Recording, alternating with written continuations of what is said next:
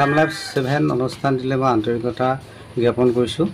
তেওঁলোকৰ অনুষ্ঠানটি এইবাৰ নামটি চকলিয়ালত মানে অনুষ্ঠান ভাগ অনুষ্ঠিত কৰাৰ কথা আছে 5 বছৰ মূৰত। তেওঁলোকে যথেষ্ট কষ্ট কৰিছে অনুষ্ঠানটোক লৈ। আমাৰ বিশেষকৈ মেইন বুলিয়ে কৈছোঁ বাৰু, আমাৰ বিকাশ শৰ্মা, তেওঁ যথেষ্ট কষ্ট কৰিছে।